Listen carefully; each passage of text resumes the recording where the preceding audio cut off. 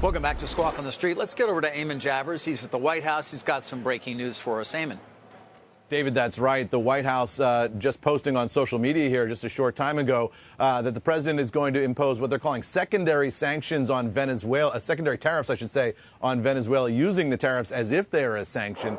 In this case, the president posting on social media, any country that purchases oil and gas from Venezuela will be forced to pay a tariff of 25% to the United States on any trade they do with our country. All documentation will be signed and registered, and the tariff will take place on April 2nd. So what the president is saying here, David, is that because of immigration and legal concerns he has with Venezuela and the way they're negotiating with the United States, any country that does business with Venezuela will see that 25% tariff kick in on April the 2nd. All of this will be papered and legal on that date, he says. That's an innovative use of the tariff power, to say the least. I have not seen that before. I have to go back and check sort of what the precedents are for that. But that raises an immediate question for anybody who is doing business with Venezuelan oil. Do they run the risk of getting afoul of U.S. tariffs if they continue to conduct that trade? So a fascinating one here at the White House this morning, David. China is a big buyer of Venezuelan oil, and so this sets up maybe a more confrontation with China, especially as, you know, Western sanctions have hit Venezuela. They've sold even more to China. That's a great point. And the question I would have immediately is the president's 25% that he's talking about here in addition to the tariffs that he's already announced on China? So if you're China, are you talking about, 45, 50% tariffs on Chinese products? Because what the president says in this social media post is that 25% trade secondary tariff will go into place on all trade that country does with the United States. So that is a huge ramification. We'll see if we can get the White House to give us any more clarity on exactly what the intent here is. But he's saying that that's going to go into effect on April 2nd. Everything here at this White House subject to negotiation and subject to change without notice. But this is a big one this morning.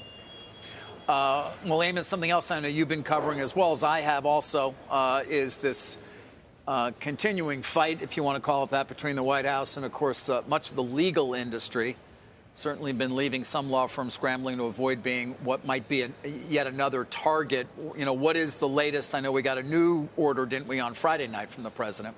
Yeah, we did, David. And that order suggests that the United States government is going to take action against any law firm that imposes any kind of what they're calling frivolous action against the U.S. government. Now, who's gets to decide what's frivolous and not is the open question here. And you see this administration now really battling it out with big law.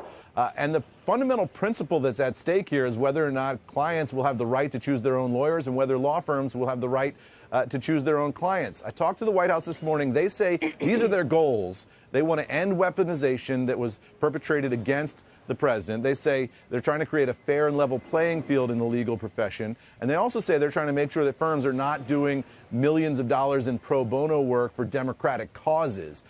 That's their argument for why the president is pressing this. But you hear some pushback from people in big law who say this is flatly unconstitutional, the president's whole approach here, and it goes against the very heart of the American legal system, which is that clients have the right to representation, and a president of any party should not be pushing back against lawyers who worked for his opposition. Yeah, I mean, obviously, the chilling of dissent is certainly what I heard a lot last week as Paul Weiss tried to work through and ultimately did reach a deal. It's Chairman Brad Karp reaching a deal with the White House that got that order rescinded that, very well might have put Paul Weiss in a very difficult position in terms of really even continuing, as hard as that may seem to believe as a law firm.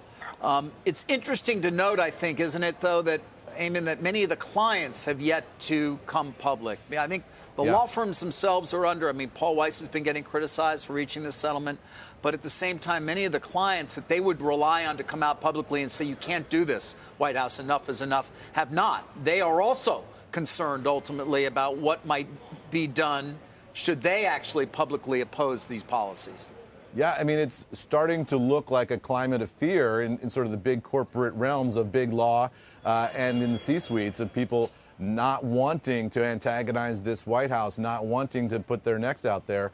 And there's, two approaches here. You saw the Paul Weiss approach and Brad Karp saying this was an existential threat, so he had to cut this deal, in which they agreed to do $40 million worth of pro bono work to benefit causes that are aligned with this White House in exchange for getting out of that. And then you saw Perkins Coie, which is fighting an executive order against that firm earlier in the month of March. Now, Perkins Coie's attorneys have filed in legal filings saying that they are losing clients and began losing clients within hours of that executive order by the president. Big, in particular, it looks like they're not naming the clients who defected, but they're pointing to big government contracting firms that say they simply can't do business with a firm that's in that kind of White House crosshair. And so that means that this is costing these firms an enormous amount of money, and that's why you get the sense that it is existential for some of these big law firms.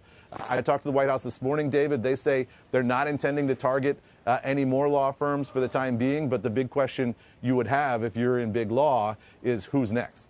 Yeah, I mean, I've been hearing that. They said they don't have a list because that seems to be the concern, that there are going to be more law firms, perhaps many based in D.C., that do a lot more government work that may, in fact, be the target of these orders.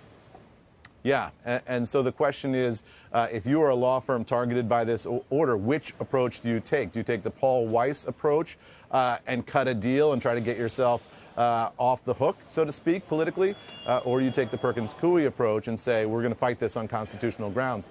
Either one could cost you a lot of money, David, frankly. I mean, Paul Weiss, the attempt there to get out of the crosshairs of the White House, it's an open question whether they're out of the crosshairs of this White House. The White House says that deal is done now, but we'll see. If they monitor it, if they're not happy with DEI efforts inside Paul Weiss, will this White House put more pressure on them going forward? That's an open question. And then the other side is, do you fight this, potentially lose clients, potentially cost yourself a fortune going into court against the administration, Sarah? Okay, Eamon. Thank you. Eamon Javers.